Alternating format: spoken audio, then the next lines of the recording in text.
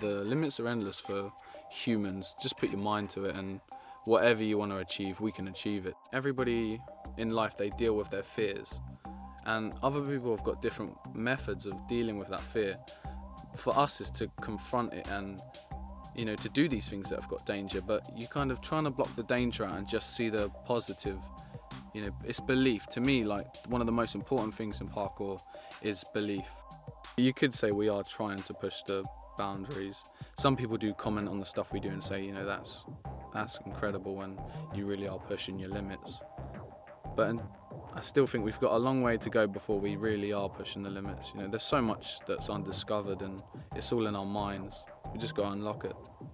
The difficulty of the movement is what you're trying to show. You're not trying to show it in a quite safe way. You're not trying to cut these corners with mats and safety rigs. You know, you're just trying to show it for the pure difficulty of it, and that's what amazes people, that they see there's no wires or they see there's no mats and no safety, and so when they do see it, it's just like it blows them away because they never expected that that's possible without some kind of, you know, special effects.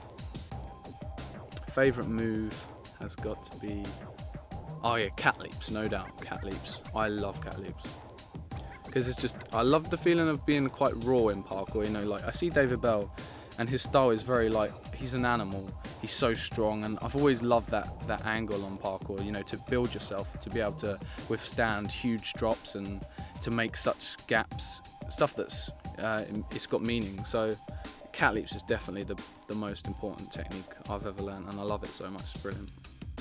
I guess before you take off, it's the feeling of, okay, let's get my mind into a really focused state where the negative things don't exist, and all you've got is the positive, I can do this. And so you've already set your mind frame, which is good. And then you take your run up, and you don't think about the landing, you don't think about nothing, you just think about the power that you put into, you know, the power and the energy you put into when you take off that lip. You're just feeling your body's natural reaction to the surroundings, and you leap at the other wall, and you look at the lip, and your hands just meet the lip. It's like catching a ball, you know. It just fits to your hand, and the good thing is you need so much strength to hold yourself on there without slipping off if it's really far, and just to be, you know, to feel that strength in your upper body and then climb up fast is like, you feel like, you know, very kind of animal, and it's just a good feeling. It is good, I'm not gonna lie, adrenaline is good. I've done a few things where I've finished it and I've just gone off the wall because I was so happy, and I guess that's the adrenaline. Very rare, but when you get it, oh my, such a good feeling. Yeah, if you do a crazy jump, and you might walk past it 2 days later when you're in a slightly different frame of mind, and then you look at it again and you just think, how did I ever do that, or what drove me to do that? You understand what drove you to do it, but still you look at it and you think, yeah, that was pretty mad. When you start doing moves that are restrictive to space and your surroundings, that's when things get really difficult. I mean, I can happily do a big gap jump because I know I've got a lot of space on the takeoff, a lot of space on the landing. All I've got to think about is the air time. But then when you have to, say, jump the same building, but you have to land on the wall without rolling or without, just dead stop, that takes a lot more skill than just to kind of, chuck yourself off a building. So to be precise in parkour is truly a skill. The accuracy comes with time, I guess. It's, everybody's got their level of perception, and it's, as I think, it's like an equation.